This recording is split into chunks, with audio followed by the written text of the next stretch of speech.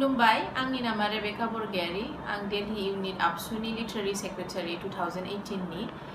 आङो दिल्लीयाव थानाया 9 years जाबाय 2011 निफ्राय आरो आङो बे इउनिटआवहाय एज ए आबसु मेम्बार आरो as a union body member आङो पार्टिसिपेट खालामबोनो हादों इन माय 9 years of दिल्ली लाइफ दिनै जोङो बे साननैसो सिगां मोनसे प्रेस रिलिज हगारदों उर्खाव बर'आ जाय जोंनि दिल्ली इउनिट आबसुनि वाइस प्रेसिडेन्ट तो बेनि जे मोनसे एलिगेशंस आरो चार्जेस जोंनि फारसे होदों बेखौ एड्रेस खालामनो जोङो दिल्ली एक्जिक्यूटिव मेम्बार्सफ्रा दिनै बे भिडिअजों फारियै जों बे इशुखौ एड्रेस खालामलांगोन जोङो गासै 25 जन मेम्बार्स बे 25 जन मेम्बार्सआवहाय 19 जन एक्जिक्यूटिव मेम्बार्स आरो 6 जन एडवाइजरी बडी दङमोन दा आं मोननैसो खोथा रायलायग्रोनो सानदों बेनो जाबाय सिगाङावहाय उर्खाव बर'आ बुंदों जे जोंनि गेजेरावहाय 18 नभेम्बरावहाय मोनसे राउन्ड टेबल इन्टेलेक्चुअल डिस्काशन जादों आं बुंनो सानो उर्खावखौ जे नों जे इन्टेलेक्चुअल डिस्काशननि मिनिंखौनो नों बुजिया बिकज जेराव जों माइदांजों आंजों जों बे जे इन्टेलेक्चुअल डिस्काशन नोंनि आन्डारस्टेन्डिंआव जों थांदोंमोन बे मोनसे इन्टेलेक्चुअल डिस्काशन नङामोन जों हाबनाय लोगो लोगो जेरा बे सेन्ट्रेल आबसुनि मेम्बार्सफ्रा जोंजों फैयो लोगो हमफैयो फार्स्ट स्टार्टिं जागायजेननायनिफ्रायनो बिसोरो जोंजों मोनसे रुड बिहेवियर रुड वर्डजों जोंखौ जोंजों कनभारसेशन स्टार्ट खालामदों बे जोंनि थाखाय मोनसे शक बायदि जानानै फैदों आरोना जों मा दाय मावनानै जों साडेनलि बिसोरजों बिदि जागायजेननायनिफ्रायनो मारै बिदि गोखा वर्ड बाहायजेननानै रायलायदों बेहाय मोनसे लेभेल अफ डिस्काशन जायाखै आंनि आन्डारस्टेन्डिंआव बे मोनसे इन्टारोगेशन लेभेलसोमोन जेरावहाय जोंखौहाय मोनफा दाय हमलांबाय थादों जेनि जों जेबो आइडिया गैयामोन मा खारनाव जे जों बिदि एलिगेशंस आरो बिदि इन्टारोगेशन लेभेल जों खालामजादों खुलुमबाय आंनि नामा देंखो ब्रह्म आं 2018 नि अल बड' स्टुडेन्ट इउनियन दिल्ली इउनिटनि जेनेरेल सेक्रेटारि दा जोंना साननै सानथामसो सिगां उर्खाव बर' जाय भाइस प्रेसिडेन्टमोन जोंनि टाइमनि बे मोनसे प्रेस रिलिज होदों बिनि सायाव आं कयेकटा रिप्लाइ होफिननो सानदों बेखौ दा बे होनदोंमोन एमपि हाउसआव मिटिं जानाय जेराव बेखौ एपइन्ट खालामदों बेबादि जेबो एपइन्टमेन्ट खालामलायनाय जायाखैमोन बेयाव जोंनि एक्स प्रेसिडेन्ट थाइफुं बसुमतारिया जास्ट गाव नायनानै प्रेफारेन्स होबोदोंमोन जेराव बे आंखौ फार्स्ट प्रेफारेन्स होदोंमोन फर जेनेरेल सेक्रेटारि पस्ट ओमफ्राय बेखौ बे एक्चुअलि भाइस प्रेसिडेन्टफोराव दोनजागोन दां बेबादि होननानैसो होन्दोंमोन खिन्थु बे गाव लुबैनानै जे पस्टखौ बिदोंमोन उर्खावा बे बिनायनि सायावसो बेखौ सेकेन्ड प्रेफारेन्सआव होदोंमोन जेनेरेल सेक्रेटारि बिनि उनाव मिटिं जादों सेकेन्ड मिटिं जेराव गासिबो मस्ट अफ दि स्टुडेन्टसफोरा फैनानै सानदोंखि जेनेरेल सेक्रेटारि पस्टखौ जेनेबा सानै बेबो जानो लुबैदों मानसिफोरा आंखौ प्रिफार होदों बिनि सायाव गासिबो डेम'क्रेटिकेलि भट होसै होननानै भट होदों जेराव बे 0% भट मोनदों गासिबो आंखौ जिएस सायख'जोबदों बयनिसिमबो आंनि खुलुमनायखौ आङो बावहरग्रोयो आंनि मुङा थाइफुं बसुमतारी आरो आं दा बावैसो जालांनाय माखासे दिल्ली एबसुनि सायाव एलिगेशंस आरो एक्यूजेशंस ससियेल मिडियायाव नुनो मोन्दों आरो खोनानो मोन्दों जेखौ आं मोजां मोनाखै बेयो गोबां आनफर्चुनेट आरो दुखुनांथाव मोनसे घटना आं बयखौबो बेखौनो खावलायनो सानो जे बे इशुखौ पलिटिकेल एंगल होनो नाङा गोबाङानो पलिटिकेल एंगल होनो नाजानो हागौ आं बेनिफ्राय गोजानाव थानो थाखाय खावलायो बेयो जाबाय दिल्ली एबसु आरो स्टुडेन्टस इउनियननि मोनसे इन्टारनेल मेटार आरो बेखौ लानानै पलिटिक्स गेलेनो नाङा आङो 2010 निफ्राय दिल्ली एबसुनि मेम्बार आरो 2018 आव आङो दिल्ली एबसुनि एडभाइजार नि बिबानखौ लानो गोनां जादों 2018 आव जेब्ला एक्जिकिउटिभ बडी दादोंमोन मोननैबो मिटिंआव आङो प्रेजेन्टमोन आरो बेनिफ्राय लानानै 2018 नभेम्बरनि जा दिल्ली एक्जिकिउटिभ मेम्बार्सफोरजों आरो सेन्ट्रेल एक्जिकिउटिभ्सफोरजों माखासे मिटिं जादों गान्धी पिस फाउन्डेसनाव बे समावबो आङो प्रेजेन्टमोन बेनि मिनिट डिटेल्स दङ आंनाव आरो बे मिटिंआव आं बुजिनो मोननाय बायदिब्ला माबानि डिसिसनखौ डिजोल्यूशननि डिसिसनखौ लानाय जायाखैमोन नेथ'नो थिनदोंमोन माखासे डिसिसन्सखौ डाइरेक्ट खालामहरगोन होननानै दोनथ'नाय जादोंमोन एब्राप्टलि जोबदों बे मिटिंआ माबायाव गार्डेनारा लनाव जनायनि थाखाय माबा खालामदों मा होनो बेखौ अफेन्ड जानानै बादा होदोंमोन ओमफ्राय एब्राप्टलि जोबनाय जादों डिसिसन्स लानाय जायाखै स' बेखौ आङो खावलायो जोंनि सेन्ट्रेल एबसुनि मानगोनां आफादगिरि आरो मानगोनां नेहाथारिखौ गावसिनि आखायाव लानानै जाहाथे बिसोरो गुवारै साननानै नायो माखासे जिनिसफोरखौ आरो दिल्लीनि स्टुडेन्टसफोरखौ लानानै आरो दा 2018नि एक्जिकिउटिभ्सफोरखौ लानानै आरो दिल्लीनि गागि मेम्बार्सफोरखौ लानानै जाहाथे खेमसे सावरायोबा गासिबो सलिउसन फैयो जाहाथे बयबो खौसेयैनो थानो हानाय बायदि आं बेखौनो खावलायनो सानदों। खुलुमबाय, आंनि मुङा रेशमा बसुमतारी, आं दिल्ली एबसुनि मेम्बारमोन। आंनि बे 10 yearsनि experience as a member of the union आं फंनैसो बाथ्रा बुंनो सानदों। There has been an inconsistency executive member selection खालामनायावहाय, जेराव बबेबा बोसोराव 15 मेम्बार्स, बबेबा बोसोराव 27 आरो मालाबा 30 मेम्बार्स सिलेक्शन खालामनाय जायो। बाहाय दिनै उर्खाव बर'आ मानो 2018नि एक्जिकिउटिभ मेम्बार सिलेक्शन खालामनायखौल' रायखांखो? गासिबो स्टुडेन्टसफ्रा जाय दिल्लीयाव थानाय बयबो मिथिखागौ आरो मोनदांखाबोनाय जे स्टुडेन्टस मबिलाइजेशना बेसेबां गोब्राब। बयबो स्टुडेन्टसफ्रा दिल्लीनि पार्ट जायगायाव थायो, बेनि थाखायनो मालाबा टाइम आरो गोजान ट्राभेल खालामनांगौनि थाखाय माखासे प्रग्रामफोराव पार्टिसिपेट खालामफैनो हाया आरो माखासेफ्रा सफैबाबो एक्जिकिउटिभ मेम्बार जानो रेडि जाया। सेम बिदिनो अथ टेकिं सेरेमनियाबो कन्सिस्टेन्टलि जाबोनाय नुवाखै आं। बबेबा बोसोराव जायो, बबेबा बोसोराव जाया। ओंखायनो आं उर्खाव बर'नि बिदि एलिगेशन्स खालामनायफोरखौ आं गाहाम मोनाखै आरो बिनि पार्टिकुलारलि 2018नि एक्जिकिउटिभ मेम्बार्सफोरखौ पइन्ट आउट खालामनानै रायलायनायखौबो आं भुल मोनदों। आरो बिनि सायाव आं होननो सानोखि एक्सपिरियेन्स लेभेल बे होनदोंखि गावनि एक्सपिरियेन्स लेभेलखौ नायनानै जिएस एपइन्ट खालामदोंमोन, बेबादिथ' बेहा जेबो एक्सपिरियेन्स गैया। बे 2016आवसो फैदोंमोन दिल्लीयाव। 2016निफ्राय 2016आवबो बे इउनियन बडियाव गैयामोन, 17आवबो इउनियन बडियाव गैयामोन। स' 2018आव बेखौ मारै जिएस एपइन्ट खालामनो हानो? दा नायनो थाङोबा 2013आव आं दिल्लीयाव थांदों। 2013निफ्राय 2014आव एस ए मेम्बार मावबोदों, 2015आवबो एस ए मेम्बार मावबोदों, 2016आव एसिस्टेन्ट जेनेरेल सेक्रेटारि मावबोदों, 2017आवबो एसिस्टेन्ट जेनेरेल सेक्रेटारि हिसाबै मावबोनाय जाहैबाय। बिनि उनावसो आंखौ नायनानै, आंनि कन्ट्रिबिउसनफोरखौ नायनानै जोंनि एक्स प्रेसिडेन्टआ आंखौ जेनेरेल सेक्रेटारि पस्टआव एपइन्ट खालामदों 2018आव। सरि, नट एपइन्ट, आइ मिन प्रेफारेन्स खालामदों। स' बेबादि एपइन्ट खालामनायनि अथ'रिटि रावहाबो गैया, जास्ट प्रेफारल' खालामनो हायो, प्रेफारेन्सल' होनो हायो। दा बिनि सायाव जोंनि जाय प्रेसिडेन्ट दंमोन माइदां बसुमतारी, बेनाव एलिगेसन होदों कि बे हाइजेक खालामनानै लादों प्रेसिडेन्टशिप सिटखौ। बेबादिथ' जेबो हाइजेक खालामनांगौ खोथा फैया बेहाय। दा नायनो थाङोबा माइदां बसुमतारीयाबो एराउन्ड 9 to 10 years दिल्लीयाव थाबोनायमोन बे टाइमसिमाव। स' बेहा गोदोनिफ्रायबो बिराद कन्ट्रिबिउसन होबोनाय दं दिल्ली एबसु इउनिटआव, बिराद हार्डवार्क खालामबोयो। गासिबो खामानिफोरखौ बिसोर बे मोनसे स्टार्टिं लेभेलनिफ्राय मावबोनाय, जेराव बिसोरबो लाइक अर्गेनाइजिं, एसिस्टेन्ट कालचारेल बेबादि सेक्रेटारि जाबोनानै एसिस्टेन्ट जेनेरेल सेक्रेटारिबो जाबोदों। बिनि उनाव थाइफुंनि टाइमाव जेला थाइफुङा प्रेसिडेन्टमोन बे टाइमाव माइदां बसुमतारीया जेनेरेल सेक्रेटारिमोन। स' बेबादिसो पस्टआ गोजौ फैबाय थानानै बेनो प्रेफारेन्स होदों। बेखौबो एपइन्ट खालामाखै, प्रेफारेन्स होदों फर प्रेसिडेन्ट पस्ट। आरो प्रेफारेन्स होनायनि सायाव गासिबो एग्रि खालामदों, बेखौ प्रेसिडेन्ट एक्सेप्ट खालामदों माइदांखौ। बिनि सायावसो माइदां बसुमतारीयाबो प्रेसिडेन्ट जादों। स' बेयाव बेबादि हाइजेकनि खोथा फैनो मोनामोन। बेखौ बिसोर फल्स एलिगेसन लागायदों दा माइदां बसुमतारीनि सायाव। That was totally false. खुलुमबाय, आंनि मुङा दैथुन बरगयारी। आङो 2018 बेच दिल्ली एबसुनि आं कालचारेल सेक्रेटारिमोन। आङो बावैसो थांनाय दाखालि उर्खाव बर' प्रेस कनफारेन्स होनायनि सायाव आं मोनथाम मोनब्रैसो रेसपन्स होनो सानदों। फार्स्टआनो जाहैबाय रिजाग्नेसननि खोथा होनदोंमोन बियो। रिजाग्नेसनखौ होनदोंमोन बियो जे फर्मेलि लेटार हरदों आब' माइदाङा जे सेन्ट्रेल एबसुनो, बे टटेलि फल्स। जा बे एलिगेसन लागायदों बेबो टटेलि फल्स, नंखाय बाथ्रा। आरो बे जा जेरक्स देखायदोंमोन बे जाहैबाय बे जोंनि वाट्सएप ग्रुपनिसो। बे जोंनि दिल्ली एक्जिकिउटिभ मेम्बार्सफोरनि वाट्सएप ग्रुपखौ बेयो स्क्रिनशट खालामनानैसो बे फर्मेल होननानै बेखौ हरदों।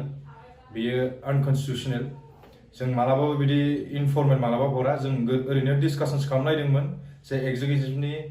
गेजेराव जे मारै हरो, दा मा खालामनांगौ मा खालामनाङा बिदिल'मोन। आरो बिनि उनाव आब' माइनाङा रायज्लायहरखादोंमोन सेन्ट्रेल आबसुजों जे डिजल्भ खालामबायबा नोंसोर डिजल्भ खालामबायबा नोंसोर माला गोदान इउनियन बडि दाफैगोन बाव बिसोर होनदोंमोन डिजल्भ खालामथ'वाखै नोंसोरखौ जे जों जेब्ला टाइम मोनो होनबा जों फैगोन ओमफ्राय जों इउनियन बडिखौ दाफैगोन बिसिमाव नोंसोर सालायलांगोन होननानै जोंखौ रिक्वेस्ट खालामदोंमोन औ जों सालायदों आरो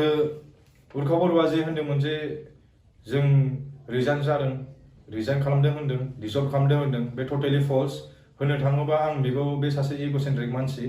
आरो बे सिखाव जाहैबाय आरो बे आनकन्ट्रल थांदों मानोना सिखाव होनदों होनबा जोंनि बे प्राइभेसिखौ जों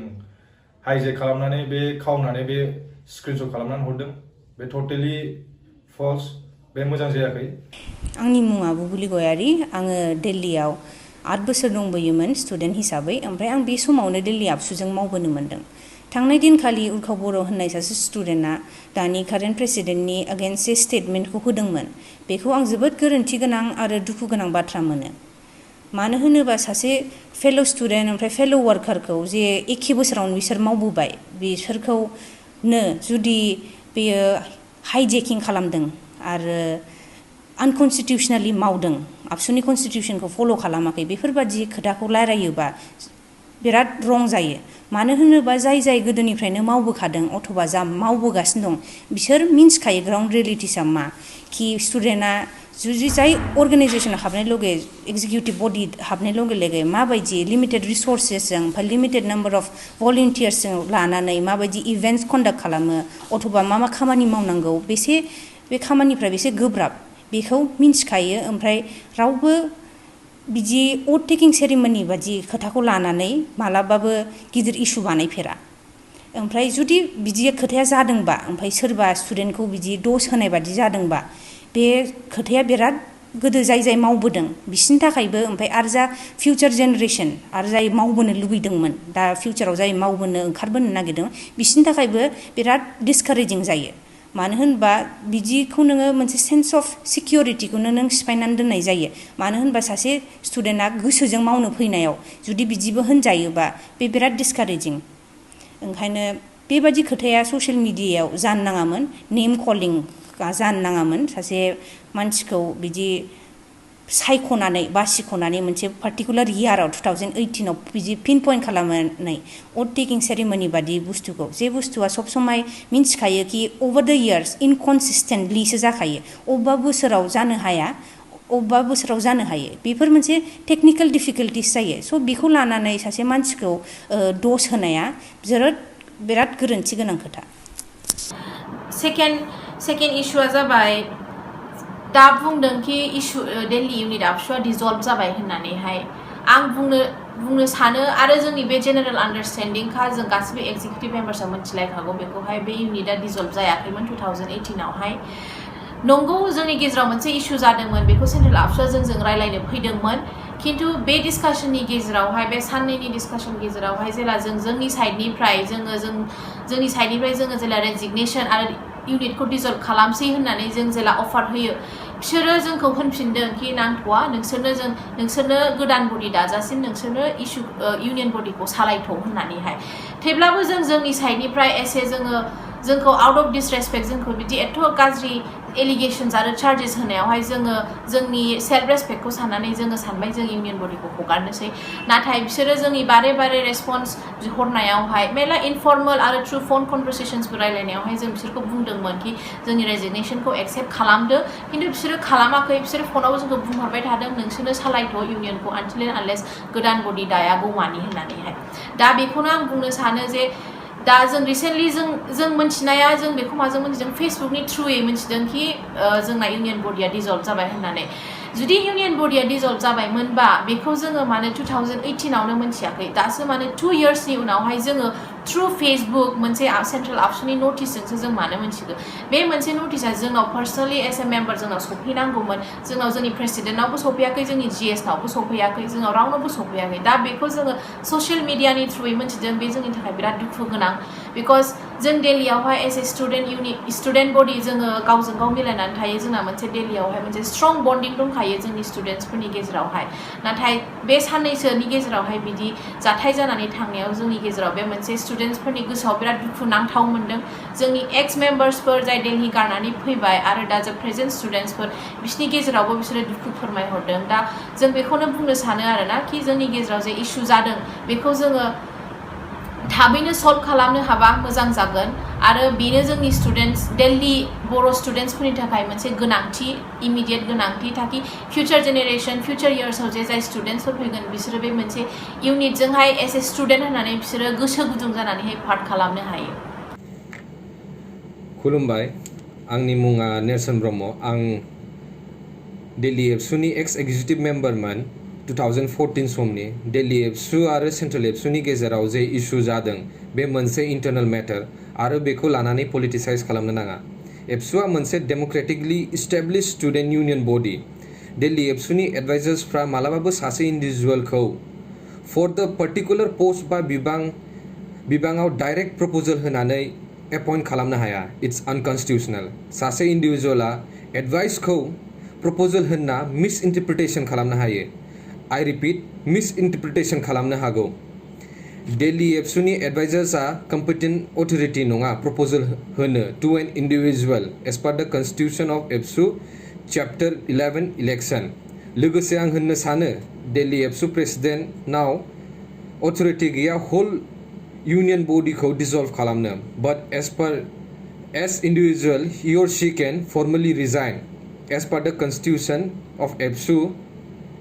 Chapter 8 Power and Duties of President read with Annexure to Order of Dissolution form.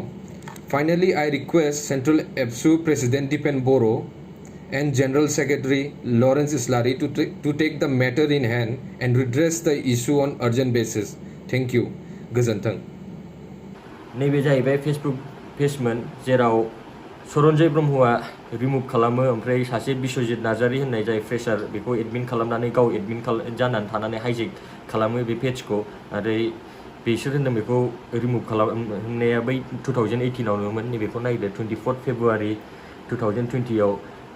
बे रिमुभ खालामदों क'एक्सन एडिटर लास्टआव नुगोन माइदां बसुमतारी जाय एडमिन दंमोन बेखौबो रिमुभ खालामदों स' like this was without notice दा आं बेखौ कुइसन खालामनो सानो आरोना कि बे एक्स प्रेसिडेन्ट जाय दंमोन सरन्जय ब्रह्म बेनो सोर अथरिटि होखो जाय मानसिया अलरेडि 4 इयार्स एगो दिल्लीखौ गारनानै फैखाबाय बे मानसिनो सोर अथरिटि होखो सोर बे जे राइट्स होखो कि बे जाय जों प्रेजेन्ट एक्जिस्टिं मेम्बार्स दंमोन जोंखौ रिमुभ खालामनो बे मोनसे अफिसियेल पेज अल बड' स्टुडेन्ट इउनियन दिल्ली अफिसियेल पेजाव जों एडमिनबो दंमोन जोंखौ एडमिनफोरखौनो रिमुभ खालामनानै बे पेजखौ हाइजेक खालामनायनि थाखाय आरो गाव सालायगासिनो दं दा एस एन एडमिन बेखौ सोर अथरिटि होखो आं मिथिनाय मथेथ' बेहा रावबो बेबायदि अथरिटि होनो राइट्स गैया हेलो एभ्रिवान आंनि मुङा निउटन मोसाहारि मानो 2015 निफ्राय लानानै 2018 सिम आङो दिल्लीयाव प्रेजेन्टमोन आरो आबसुनि मोनसे एक्टिभ मेम्बार हिसाबै आंबो मावफानो मोन्दों आङो आरो जों बहुतसे खामानि जों ज' मावनो मोन्दों जेनेबा द 10 प्रेसिडेन्ट 2015 आव जेब्ला फैदोंमोन होनबा गोदान प्रेसिडेन्टआ थाइफुंमोन आरो बिनि लोगोसे आरो को एक्टिभ मेम्बार्सफोर दंमोन माइदांमोन आरो माखासे रिस्मा देंखो गासैनिबो नामखौ लाजोबनो हाला आं मानोना गोबाङानो एक्टिभ मेम्बार दंमोन आरो माखासे बुंनो थाङोबा दा गासैनि नामखौबो आं लानायनि बिदि माबा गैथ'आ खिन्थु आं रिसेन्टलि जे जानाय जाथायफोर भिडिअ बेनि बिसय आं माबाफोर बुंनो सानदों आरो दिल्लीनि जे बडि फर्मेसन दङ बे बडि फर्मेसना उइथिन द पिपल जों डिसकास खालामनानै जों सेलेक्ट खालामो on the experience basis in a sense like जायफोरा बे बोसोराव फैनाय दिल्लीयाव फैनाय साप'ज 2020 आव फैनाय बिसोरखौ साफा सानैखौ जों मा खालामो जों बिसोरनो जेनेबा एक्जिकिउटिभआव होयो ताकि बिसोर रोंलांथों ओमफ्राय जेनेबा बाय नेक्स्ट इयार बा आफ्टार 2 इयार्स बिसोर मोनसे पस्ट लायो मोनसे पस्ट लाबा मा जायो बिसोरना जेनेबा बिसोरो अलरेडि गोरोंखा थ' अलरेडि गोरों जेब्ला जायो बिसोरो होनबा बिसोरो बे मोनसे पर्टफलिय'खौ लायोबा बिसोरनि थाखाय इजिसिन जायो साबसिन जायो माबा हेन्डेल खालामनो थाखाय सिचुवेसनखौ थ' बे हिसाबाव बे बेसिसाव जोङो माबाखौ फसंनाय जायो आबसु बडि फर्मेसन खालामनाय जायो आरो आबसु बडि फर्मेसननि जेब्ला खोथा फैयो आबसुनि बडि फर्मेसनखौ जोङो ज'नो मिलायनानै खालामो बियो जास्ट मा जोङो जेब्ला मालायनि जायगायाव बाहेरनिफ्राय थाङो दिल्लीयाव बा ज' जालायनानै हानानै जोङो गावबा गाव बर' सेंग्राफोर बा सिख्लाफोर जोङो ज' हेल्प खालायसो जोङो बे मोनसे बडि फर्मेशन खालामो जेनेबा रावबो आन्दाया हजों थांनानै आरो दा सेन्ट्रेल आबसुनि बुंनो थाङोबा बहुत से केसेस दं जेराव सेन्ट्रेल आबसुआव इनभल्भ जानांगौ समाव इनभल्भ जायाखै बे रन्जिता मार्डार केस जेब्ला रन्जितानि मार्डार केस जादों अब्लाबो बे केसखौ जों लानांगौ दरकार गैयामोन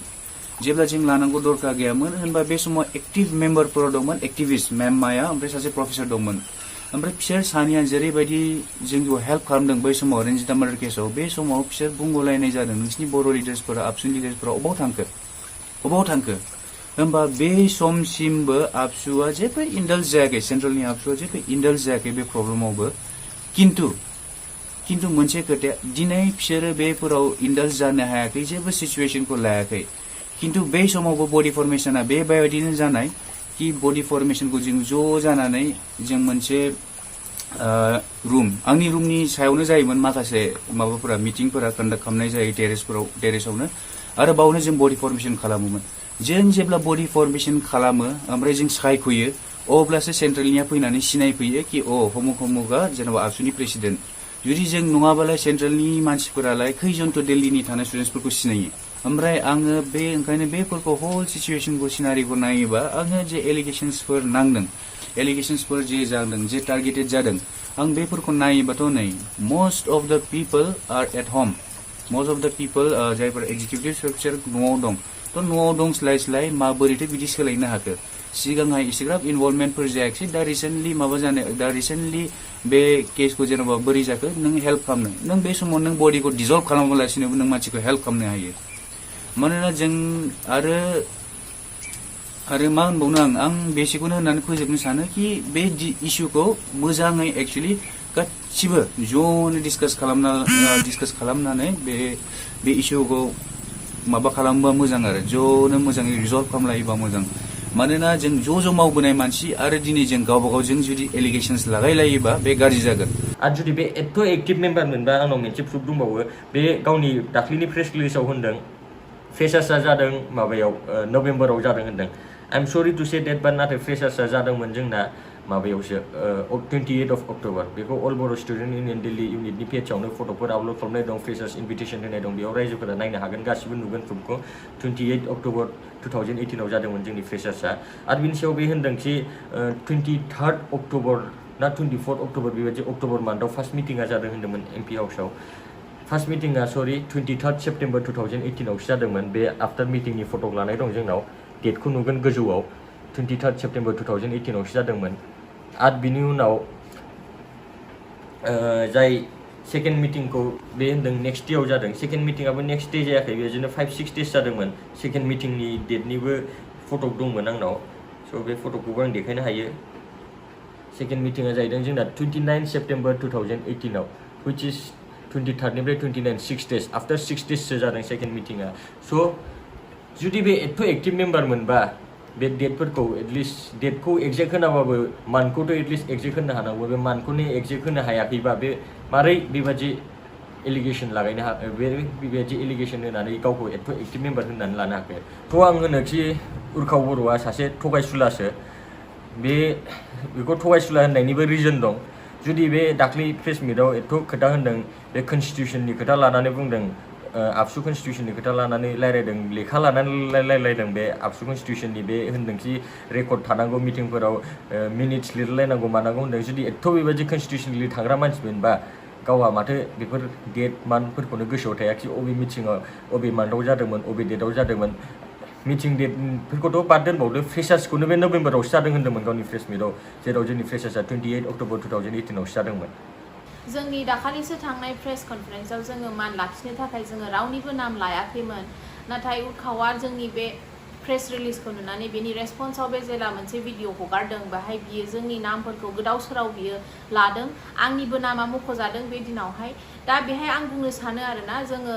एज ए स्टुडेन्ट जों हिसाबै मावो नाथाय नोंनि बे पाब्लिक स्पेसाव नाम लानाय मानि बे मा जोंखौ मोनसे डिफेमेसन इशुबो जानो हायो बेल' नङा बेनि लोगोसे बियो डिस्ट्रिक्टफोरनिबो नाम लादों जेरावहाय उमुगा उमुगनि डिस्ट्रिक्टनि होननानै मेनसन खालामदों दा बेहाय मा नुयो उर्खावा जोंनि स्टुडेन्ट्सफोरनि गेजेरावल' नङा नाथाय डिस्ट्रिक्टसफोरनि गेजेरावबो बियो मोनसे भुल बुजा बुस्थुखौहाय बियो सोरजिहोनो नाजादों दिल्लीयावहाय जोङो एभ्रि डिस्ट्रिक्टनिफ्राय थाङो क'क्राझार उदालगुरि चिरां बाहाय इकुवेल रिप्रेजेन्टेसन अफ स्टुडेन्ट्स जायो इकुवेल नाम्बार अफ स्टुडेन्ट्स जों ज' थायो जों बाहाय डिस्ट्रिक्टजोंबो बिदि जेंना जेंनि जालायनानै जों थाया दा बेनि बे मेनसन खालामनायावहाय जों मोनो आरोना कि बे डिस्ट्रिक्टनि मेनसन लाबोनायावहाय बेनाव मोनसे साननाय दङ डेट जों अबेबा मोनसे पार्टिकुलार डिस्ट्रिक्टखौ फेभार खालामो दा बिदि नङा दा आं उर्खाखौ सानजानो लुगैदों जे नों मा सेन्सआवहाय जे मोनसे पार्टिकुलार डिस्ट्रिक्टखौ नों मेनसन खालामदों जों गासैबो स्टुडेन्ट्सआ दिल्लीयावहाय जोङो ज' डिफ्रेन्ट डिस्ट्रिक्टनिफ्राय थांनानै जों ज' एज ए बर' स्टुडेन्ट होननानैसो जों आइडेन्टिफाइ खालामो दा बेखौहायनो जों एज ए ग्रुप जों बेखौ मोजां मोनाखै जोंनि नाम लानाय आरो जोंनि डिस्ट्रिक्टनि जों अबे बेकग्राउन्ड अबे डिस्ट्रिक्टनिफ्राय फैयो जों बेनि फारसेबो जोङो जोंनि गोसो सिंनिफ्राय जे गाज्रि मोननाय बेखौ जों फोरमायो उर्खाव बर'नि कन्ट्रिबिउसननि सायाव उर्खाव बर'आ जेबो कन्ट्रिबिउसन होआखै बेखौ जों अननानै जेनेरेल सेक्रेटारि बबेखौ बे लुबैनानै बिनानै मोनाखै आरो बिनि सायाव पाब्लिकफोरा बिनि सायाव आंखौ सायख'दों एज ए जेनेरेल सेक्रेटारि बेयाव बेहा इग' हार्ट जादों इग' हार्ट जानायनि सायाव बे थांदों आं खोनानो मोन्दों कि सेन्ट्रेल आबसुनिसिम थांनानै गाबहैदों बे गावखौ जेनेरेल सेक्रेटारि पस्ट दोनैनि कमप्लेन हैदों जोंनि सायाव फल्स एलिगेसन लागायहैदों जोंनि सायाव जेखौ सेन्ट्रेल आबसुआ जोंजों डिसकास खालामालासिनो बे वान साइडेड बिनि खोथा लानानै जोंखौ कुइसन खालामदों जेराव जोंना इउनिटिया बांसिन स्ट्रं दं जों बांसिन इउनिटि दं बेल' सासे सिंगल मानसि उर्खाव बर'आ जाय जोंनि इउनियननिफ्राय हारसिङै गावस्रानानै थांदों हारसिं गावस्रानानै थांनानै बेबायदि फल्स एलिगेसन लागायहैदों आरोबाव खोनानो मोन्दोंमोन 1000 स्टुडेन्ट्सफोर दं औ जानो हागौ दिल्लीया बहुत गिदिर जुदि बियो गाव होन्दोंमोन ना गाव भाइस प्रेसिडेन्ट जुदि बियो भाइस प्रेसिडेन्ट मोनबा मानो बे 1.5 इयाराव मानो बे एक्टिभ रल प्ले खालामनानै मानो 1000 मेम्बार्सनि गेजेराव 1000 स्टुडेन्ट्सफोरनि गेजेराव मानो 27 जन एक्जिकिउटिभ मेम्बार्सखौ मानो दानो हायाखै आरो सेन्ट्रेल आबसुजों ज' लोगो जानानै मानो हजों मबिलाइज खालामनो हायाखै 1000 स्टुडेन्टफोरखौ आं बेबो होननो सानो बे बिराद गिदिर मोनसे कुइसन आरोबाव 1000 स्टुडेन्टखौ मबिलाइज खालामनांगौआव बिराद खस्थ' जायो जुदि बिसोर खालामनो हायो होन्दोंमोनब्ला मानो एक्जिकिउटिभ बडि दिनैसिम मोजां गैया मानो दानो हायाखै खुलुमबाय आंनि मुङा देबदयाति नार्जारि आं 2018 नि दिल्ली एबसु इउनिटनि फाइनान्स सेक्रेटारि जोंनिसिम as a executive body member बा जोंनि प्रेसिडेन्टनिसिम जेबो सेन्ट्रेल एबसुनिफ्राय दिल्ली एबसुआ डिजल्भ जासिगोन बा डिजल्भ जाबाय होननानै जेबो प्रायर नटिस फैयाखै आरो जों बिदि आनकनस्टिटिउसनेल एक्टखौहाय जोङो कन्डेम खालामो गोजोन्थों उर्खाव बिथाङा बुंदों जे जोंना आबसुनि कनस्टिटिउसन बुकआवहाय चेप्टार 20 आवहाय लिरनाय दङ किन्तु आं फरायनायाव आं नुदों बे कनस्टिटिउसन बुकआव चेप्टार 20आनो गैया बाहाय चेप्टार 5 सो दङ जेरावहाय आर्टिकल 20 आवसो मेनसन खालामनाय दङ बेबो सेन्ट्रेल कमिटिनि मेम्बार्सखौ लानानैसो स' बिथाङा आंनिबा दिनैसिम सेन्ट्रेल कनस्टिटिउसन लेखाखौनो फरायनो मोनफेराखै आरो बियो बुंबावदों जे जोंना बाहेरायाव थानाय इउनिभार्सिटिसफोरनि थाखाय मोनसे कनसिडारेशन्स होयो होननानै बुंदों स' बिथाङा दिनै बेखौ बुजिनानैहाय जोंखौ मानो बे फिक्स नाम्बाराव मोनसे इउनियन मेम्बार जानांगौ होननानै जोंखौ मानो थाखाय एथ' प्रेस खालामदों दा बिथाङाबो दिल्लीयाव थानानै मिन्थिखागौ दे दिल्लीया माबायदि सिटुएसन जों माबायदि सार्कामस्टेन्सेसआव थायो स्टुडेन्ट्सफ्रा फरायनो थाहैयो जेनि गेजेरावहाय नों बयबो एज ए इन्डिभिजुवेल बिसोरो आबसुआव लिड लानो होननानैहाय ओंखारा नाथाय बेनि गेजेरजोंबाबो जोङो 20-30 जन जे स्टुडेन्ट जे ओंखारो जोङो बेनि गेजेरजोंनो जोङो बे दिल्लीनि मोनसे इउनिटखौ जोङो मोनसे फोथांनानै लाखिनो थाखाय जों एभ्रि इयार नाजायो स' बेनि थाखायनो जोंना बे मोनसे हार्ड एन्ड फास्ट रुलखौ जोङो फल' खालामनो हाया वेन इट काम्स टु द नाम्बार अफ एक्जिकिउटिभ मेम्बार्स जों मालाबा 27 जनजोंनो खालामो मालाबा बेनिफ्राय लेस नाम्बारजोंनो जोङो खामानिखौ सलायलाङो मालाबा बेनि बाराबो जायो थ' बेनि थाखायनो जोंना बे हार्ड एन्ड फास्ट रुल मोनसे रिजिड नाम्बारखौ जों फल' खालामनो हाया बिथाङा बुंदों जे जोंना 1000 स्टुडेन्ट्सफोर दङ जानो हागौ it's a very big city मोनसे गिदिर सिटि बे बाहाय जों नाम्बार अफ काउन्ट्सखौ जों गोमायो जोंहा as a human as a individual जों बयबो मोनसे एंगेज जानानै थायो गावबागाव इउनिभार्सिटियाव स' बेनि गेजेरजों जोङो बयनिखौबो जों काउन्ट लाजोबनो हाया नाथाय बेनि गेजेरजोंबाबो जोङो जे स्टुडेन्ट जों मबिलाइज खालामो जोङो एभ्रि इयार मोनसे फ्रेशार्स जालाङो फ्रेशार्सल' नङा जोंनि बे मोनसे रेसपन्सिबिलिटि एभ्रि इयार जे डिफ्रेन्ट इशुसफोर जे जोंनि गेजेरावहाय बर' स्टुडेन्ट्सफोरनि गेजेराव जे रेस जायो मोनसे दिल्लीयाव थाबा माबा मोनसे मालाबा फरायनायनि बेलाखौ लानानै सोरबा मालबा पार्सनेल इशुखौ लानानै जों सल्भ खालामनांगौ जायो स' जों बे 15-20 जन स्टुडेन्ट्सनि गेजेरावबाबो जोङो बे इशुसफोरखौ जोङो एभरि इयार स्मुथ खालामो जोंनि बे इउनियन मेम्बाराव साबसे दं साबसे गैया बे बुस्थुआ मालाबाबो जोंनि खामानियाव इफेक्ट खालामफेराखै आंनि जेसेबां बोसोर थानाय 9 इयार्सआवहाय बे बुस्थुआ इफेक्ट जाफेराखै जोंनि आबसुनि मटिभानो at the end what survival unity बेहाय लिरनाय दङ इउनिटि सार्भाइभेल एन्ड प्रस्पेरिटि स' जों बेनि गेजेरजोंनो जों 15-20 जनबाबो जोङो बे मोनसे एमखौहाय जों लाखिनानै दोनो इउनिटि सार्भाइभेल एन्ड प्रस्पेरिटि दा उर्खाव बिथाङा बुंदों दे जोंनि गेजेराव इउनिटि गैया माबा मोनसे जेंना जेंनि जानानै डिजल्भ जादों बे बुस्थुआ गैफेरामोन जोंनि गेजेराव सबसमाय इउनिटि सार्भाइभेल एन्ड प्रस्पेरिटिया दङमोन दा दिनैसो बे इशु जानानैहाय जोंनि गेजेराव बे मोनथाम मटिभा इउनिटि सार्भाइभेल एन्ड प्रस्पेरिटिया जोंनि दिल्ली इउनिट आबसुनि गेजेराव मोनसे बे गोजान जानाय जादों दा बेनि थाखाय जों स्टुडेन्ट्सफ्रा बेखौनो सानो आरोना एसेबां बोसोर जोंनि गेजेरावहाय जोङो स्मुथलि फांसनिं खालामबोबाय नाथाय बे 2018निखौ लानानैहाय दिनै मानो सेलेक्टिभलि बे बुस्थुखौ लानानैहाय मानो जोंखौ कुइसन खालामदों जों बेनि सायाव स्टुडेन्ट्सफ्रा बेखौ मोजां मोनाखै प्रेस कनफारेन्सआव बेजों थाफानाय मानसिफोर सानै दंमोन बेयो दिल्लीयाव फराया आरो जों सिनाया बिसोर सोरमोन होमबा बाव मिन्थियो बाव रावबो एक्जिकिउटिभ मेम्बार्स गैयामोन बेजों गासिबो आलदा आलदा जायगानिमोन जों सिनाया बिसोरखौ आरो बाव दाखालिसो आब' माइदां प्रेस रिलिज होनायाव बाव गासिबो एक्जिकिउटिभ मेम्बार्सफोर दंमोन जाय एक्सबो दंमोन एक्स मेम्बार्सबो दंमोन एक्स प्रेसिडेन्टसबो दंमोन एक्स भलन्टियार्सबो दंमोन आरो एक्स स्टुडेन्टसफोर मेला जाय दिल्लीयाव रिसार्च जादोंमोन दिल्लीयाव फरायदोंमोन बिसोरबो दंफायोमोन आरोबाव दिनै नुनो मोनो आरो होमबा सापर्टआ सोरनाव दं दा जों आउट अफ 30आव जेनेबा 26-27 आनो जुदि सापर्टआव दंबा बे सासे सानैनि खोथा लानानै बे फोसावनाया मोजां नङा आरो बे टटेलि फल्स एलिगेशना जे लागायदों बे नङा नंखाय बाथ्रा बे हारसिं गावनि इग' सेन्ट्रिकनि थाखायसो बे गाव दुखु मोननायनि थाखायसो बे पस्ट मोनैनि सायावसो बे रागा जोंनानै बे जोंखौ दाय होदों आरो सेन्ट्रेल लेभेलाव जोंखौ गाज्रि नाम जोंखौ फोसावहैदों आरो जों गोदोनिफ्रायनो इउनाइटेडखा जोंनि दिल्ली आबसुआव अलवेज जों स्ट्रंखा इउनिटि दं जोंना इउनिटि गैया होनना बुंदोंमोन बे एलिगेशन लगाइदोंमोन बे टोटली फॉल्स। मेरा नाम जानू सोलगेरी है। मैं बोरपेटा आसाम से बिलोंग करता हूँ। बेसिकली मैं ऑलमोस्ट 20 ईयर से दिल्ली में रहा हूँ, तो मेरे बोलने का एक्सेंट थोड़ा हिंदी में होगा। तो मैं 2018 से all Bodo student unions Delhi का वाइस प्रेसिडेंट भी रह चुका हूँ मतलब अभी भी हूँ देखा जाए तो यहाँ पर मैं कुछ कहना चाहता हूँ। जैसा कि मैंने कहा, मैं 20 साल 20 ईयर्स कुछ रह रहा हूँ और तो मैंने दिल्ली एप्सू का जितना भी आज तक प्रोग्राम देखा है, मैं कुछ 2008 से लेकर 2020 तक मैंने दिल्ली एप्सू से रिलेटेड सारे फंक्शंस सारे इवेंट्स अटेंड किए। तो वहाँ पे आज तक कभी भी किसी पे ऐसा क्वेश्चन नहीं किया। तो मैं बस ये कहना चाहता हूँ कि 2018 में हम लोगों ने जब मिल के एक एग्जीक्यूटिव बॉडी न्यू बनाई, हम लोगों के पास 20 से अबव पीपल थे, स्टूडेंट्स थे, काफ़ी सारे काम करने वाले। कुछ ऐसा था जिन्होंने जो दिल्ली में काफ़ी साल से रह रहे थे, उन्होंने दिल्ली छोड़ दिया। कोई अपने न्यू एडमिशन्स में आसाम शिफ्ट हो गए, हर कोई वो अलग अलग हो गया। तो जो दिल्ली में स्टूडेंट्स रह रहे थे, एक्सपीरियंस काफ़ी सालों से जो दिल्ली में रह रहे, जैसे कि मैं भी उनमें से एक था। हालांकि मैंने 2014 से दिल्ली एप्सू के लिए काम किया, बट वाइस प्रेसिडेंट की पोस्ट मुझे 2018 में मिली। तो यहाँ पर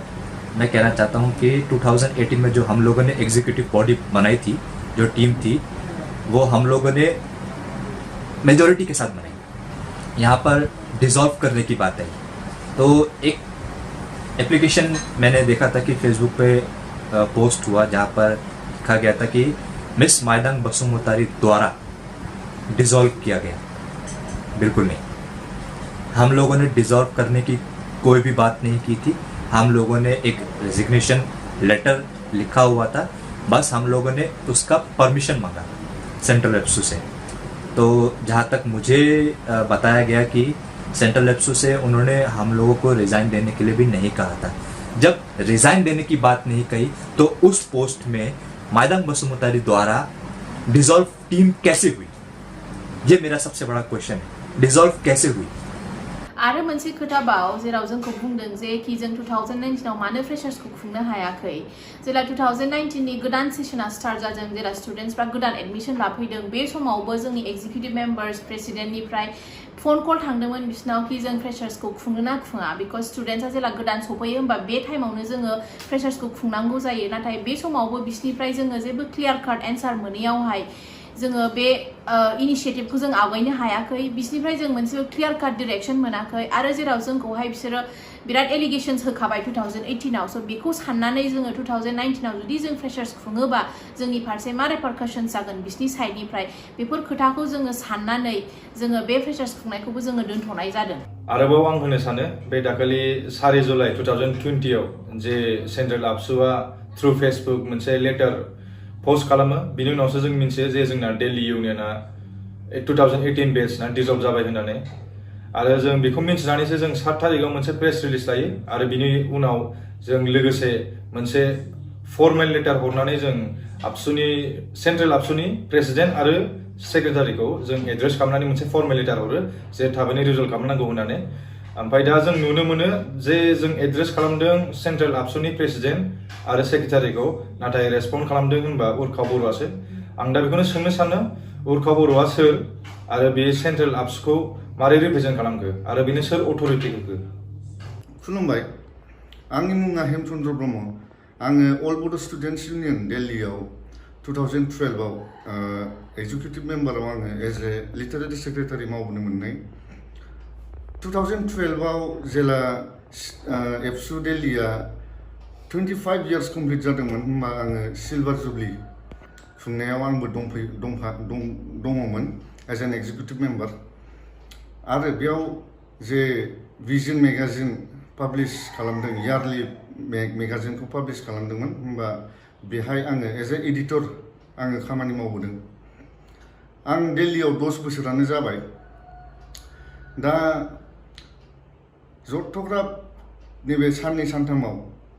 नंखाय बाथ्राखौ जे फेसबुक ससियेल मिडियायाव फोसावदों आरो प्रेस मिट खालामनानै जे नंखाय बाथ्रा फोसावदों आं बेखौ दुखु मोनदों आरो लोगोसे आं बेखौ कन्डेम खालामो।